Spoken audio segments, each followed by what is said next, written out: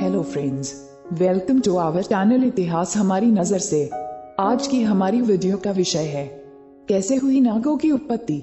जानिए पुराणों में वर्णित नागों के बारे में। हमारे धर्म ग्रंथों में शेषनाग, वासुकी नाग, तक्षक नाग, करकोटक नाग, धृतराष्ट्र नाग, कालिया नाग आदि नागों का वर्णन मिलता है। आज हम आपको इस लेख में इन सभी नागों के बारे में विस्तार से बताएंगे, लेकिन सबसे पहले हम आपको इन पराक्रमी नागों के पृथ्वी पर जन्म लेने से संबंधित पौराणिक कहानी सुनाते हैं। इन नागों से संबंधित यह कथा पृथ्वी के आदि काल से संबंधित है। इसका वर्णन वेद व्यास जी ने भी महाभारत के आदि पर्व में किया है। महाभारत के आदि पर्व में इसका वर्णन होने के कारण लोग इसे महाभारत काल की घटना समझते हैं, लेकिन ऐसा नहीं है। महाभारत के आदि काल में कई ऐसी घटनाओं का वर्णन है जो कि महाभारत काल से बहुत पहले घटी थी, लेकिन उन घटनाओं का संबंध किसी न किसी तरीके से महाभारत से जुड़ता है, इसलिए उनका वर्णन महाभारत के आदि पर्व में किया गया है। कद्रु और विंता दक्ष प्रजापति की पुत्रियां थीं और दोनों कश्यप ऋषि को ब्याही थी। एक बार कश्यप मुनि ने प्रसन्न होकर अपनी दोनों पत्नियों से वरदान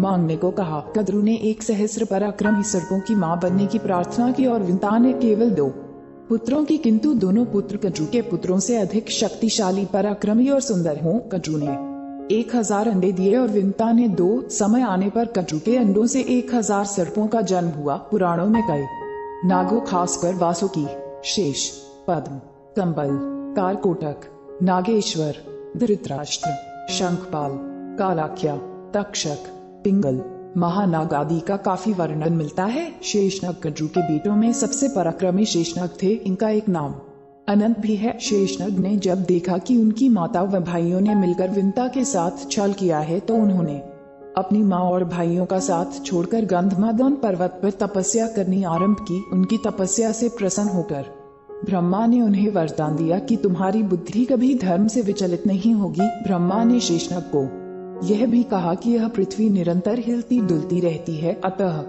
तुम इसे अपने फन पर इस प्रकार धारण करो कि यह स्थिर हो जाए। इस प्रकार शेषनाग ने संपूर्ण पृथ्वी को अपने फन पर धारण कर लिया। क्षीर सागर में भगवान विष्णु शेषनाग के आसन पर ही विराजित होते हैं। धर्म ग्रंथों के अनुसार भगवान श्री राम के छोटे भाई लक्ष्मण व श्री कृष्ण के बड़े भाई बलराम शेषनाग के ही अवतार थे। वासुकी नाग, धर्म ग्रंथों में वासुकी को नागों का राजा बताया गया है। ये भी महर्षि कश्यप व कद्रु की संतान थे। इनकी पत्नी का नाम शतशीर्षा है। इनकी बुद्धि भी भगवान भक्ति में लगी रहती है। जब माता कद्रु ने नागों को सर्पयज्ञ में भस्म होने का श्राप दिया, तब नाग जाति को बचाने के लिए वासुकी बहुत चिंतित हुए। तब बेलापत्र नामक नाग ने इन्हें बताया कि आपकी बहन जरत्कारु से उत्पन्न पुत्र ही सर्प यज्ञ रोक पाएगा। तब नागराज वासुकी ने अपनी बहन जरत्कारु का विवाह ऋषि जरत्कारु से करवा दिया। समय आने पर जरत्कारु ने आस्तिक नामक विद्वान पुत्र को जन्म दिया। आस्तिक ने ही प्रिय वचन कहकर राजा जनमेजय के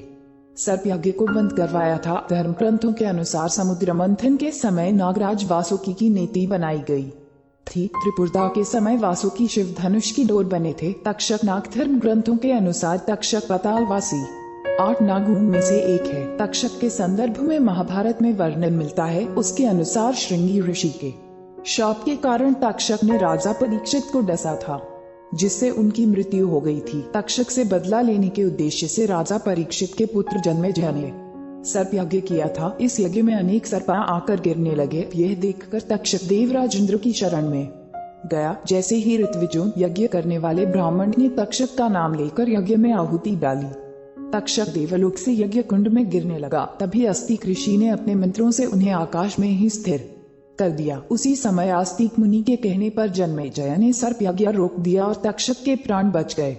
ग्रंथों के अनुसार तक्षक ही भगवान शिव के गले में लिपटा रहता है। करकोटक नाग, करकोटक शिव के एक गण है।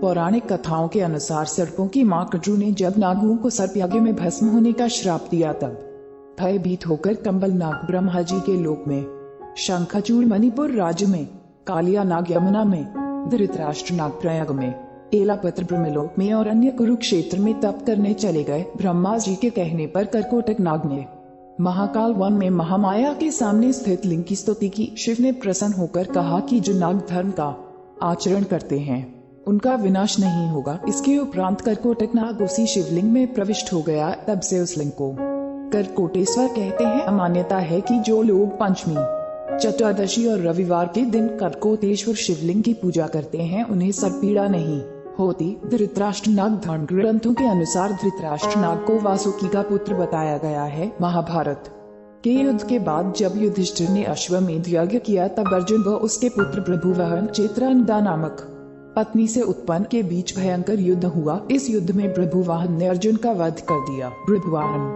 को जब पता चला कि संजीवन मणि से उसके पिता पुनः जीवित हो जाएंगे तो वह उस मणि के खोज में निकला। वह मणि शेषनाग के पास थी। उसकी रक्षा का भार उन्होंने धृतराष्ट्र नाग को सौंप था। भृगुवाहन ने जब धृतराष्ट्र से वह मणि मांगी तो उसने देने से इनकार कर दिया। तब धृतराष्ट्र एवं भृगुवाहन के बीच भयंकर युद्ध हुआ और भृगुवाहन ने धृतराष्ट्र से वह मणि छीन ली। इस मणि के उपयोग से अर्जुन पुनर्जीवित हो गए। कालिया नाग श्रीमद् भागवत के अनुसार कालिया नाग यमुना नदी में अपनी पत्नियों के साथ निवास करता था। उसके जहर से यमुना नदी का पानी भी जहरीला हो गया था। श्री कृष्ण ने जब यह देखा तो वे लीलावश यमुना नदी में कूद गए। यहाँ कालिया नाग व भगवान श्री कृष्ण के बीच भयंकर युद्ध हुआ। अंत में श्री कृष्ण ने कालिया नाग को पराजित कर दिया। तब कालिया नाग की पत्नियों ने श्री कृष्ण से कालिया नाग को छूने के लिए प्रार्थना की। तब श्री कृष्ण ने उनसे कहा कि तुम सब यमुना नदी को छोड़कर कहीं और निवास करो। श्री कृष्ण के कहने पर कालिया नाग परिवार सहित यमुना नदी छोड़कर कहीं और चला गया। हम उम्मीद करते हैं कि आपको इस चैनल के माध्यम से रोचक जानकारियां दे सके। आप अपने सुझाव हमें कमेंट में भेजिए और हमारे चैनल को सब्सक्राइब करें। धन्यवाद।